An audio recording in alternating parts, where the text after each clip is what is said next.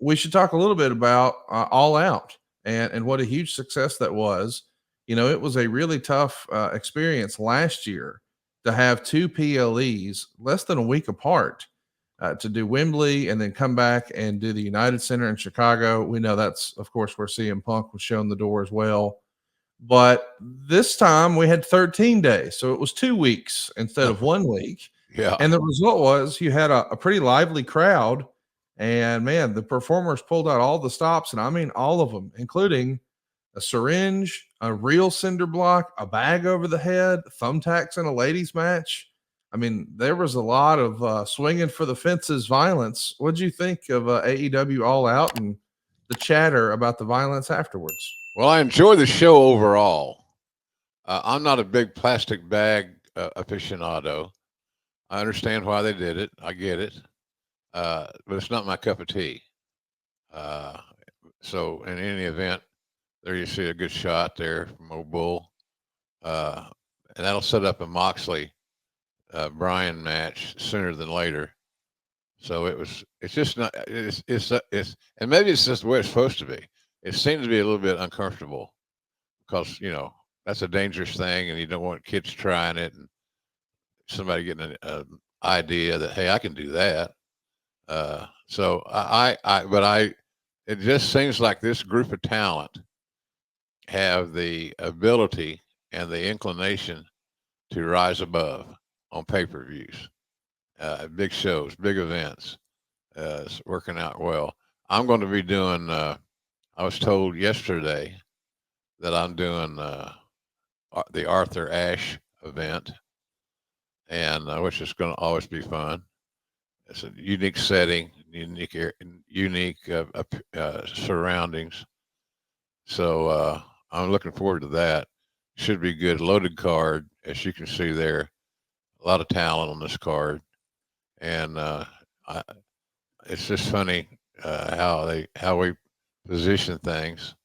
But I didn't hate it. I love the work rate, and there were some really good matches on that show that I truly enjoyed calling.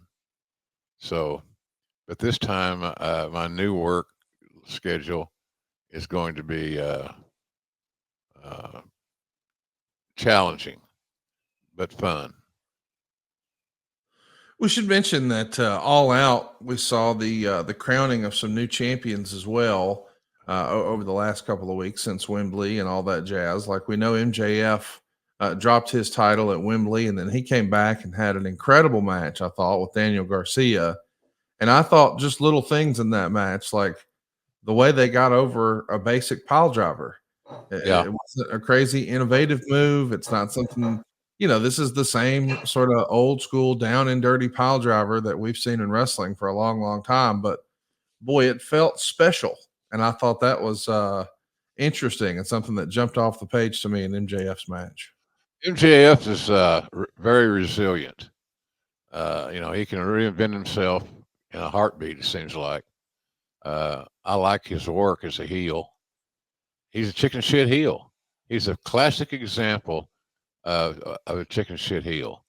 Moxley, for example, is a heel, but he is very brutal. He's aggressive and he's physical. So I'm looking forward to that. So I'll be going to New York next week to do that show. I'm not sure how much of it I'm doing, but I think I'm doing more than normal.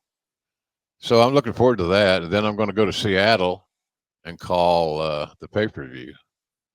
And so I think my schedule is getting more aggressive, and I'm going to be used more. It seems like, and I'm ready for it. I'm excited about it. So all good, buddy. I love doing the live calls, and still it's in my blood. I still enjoy it. I still get fired up for doing it. It means something to me. At this stage of my game, you never know when you're going to do your last one. So I'm pumped up about that. That's new news, Connie. Well, you got to go ahead and make plans to join JR and the rest of the AEW crew at Arthur Ashe. Tickets are on sale now for AEW Grand Slam. They're going to be doing Dynamite Live and, of course, throw a Collision in the can as well. So think of it as like a double header if you're in the area. Tickets are on sale now at AEWTIX.com. That's AEWTix.com. There's already been a handful of matches that have been announced for AEW Grand Slam.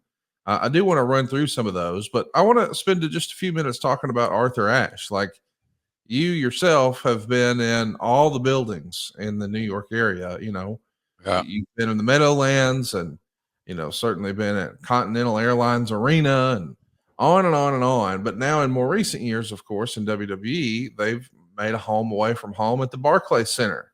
But it does feel like the mecca of wrestling in the Northeast is Madison Square Garden.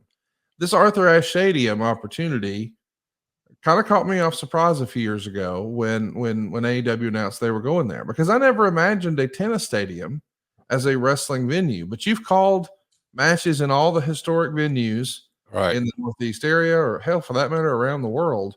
What can you tell us, those of us who've never attended an event at Arthur Ashe, what makes that building different or special from your perspective? It's outdoors.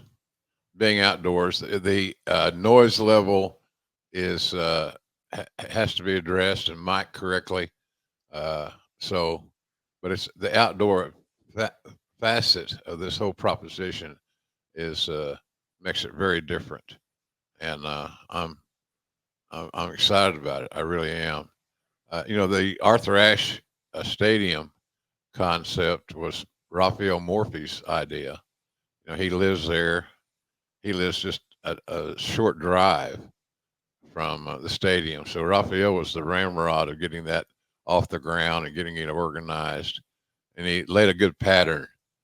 Now you got a production team they got to go in and do just follow up on what Raphael started. And I know that they will. So he texted me yesterday, and I think how's Raphael doing?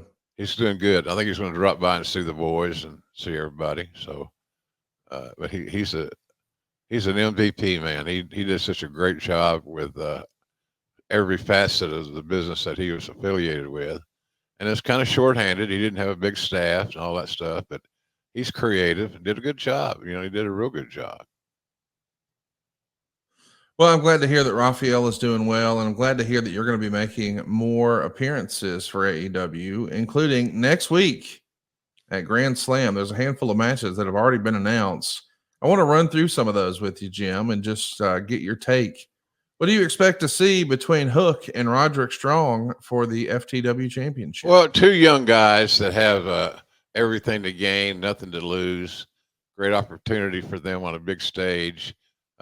Strong and Hook are both a little bit underrated, I think, but they're really good talents, and they have seemingly, Conrad, have good chemistry.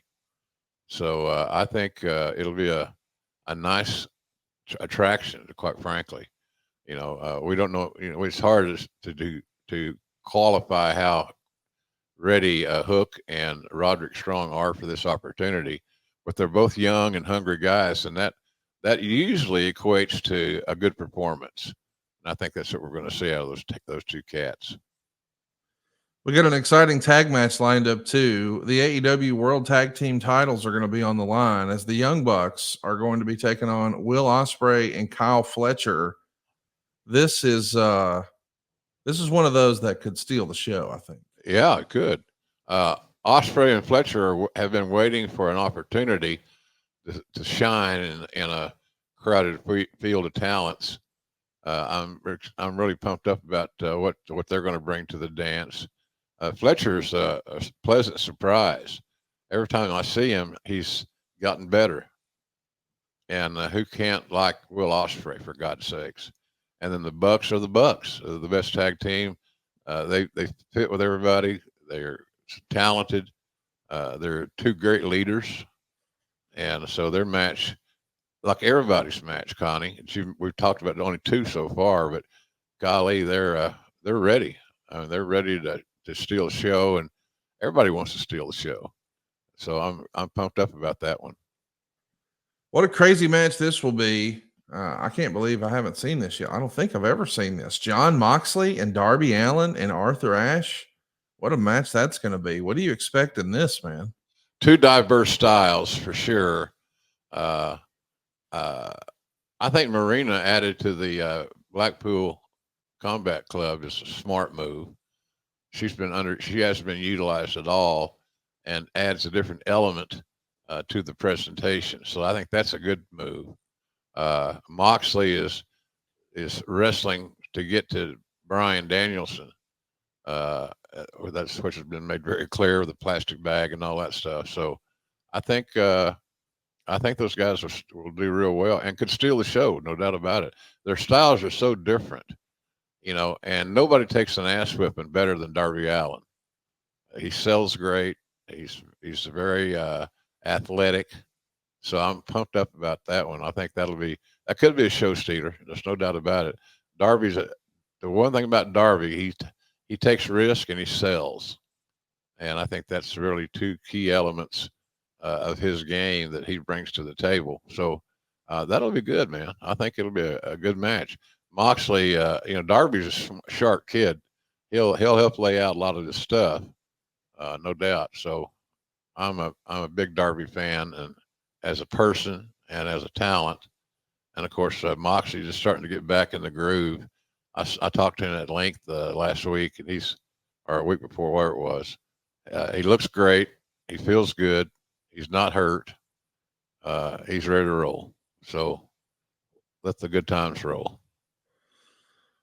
Let's mention too that this will actually be the third through it engage match. This will be the third match that Jon Moxley and Darby Allin have had in AEW. I didn't realize this, but on the 8th episode ever of Dynamite back in 2019, Moxley beat Darby Allin in a little over 11 minutes.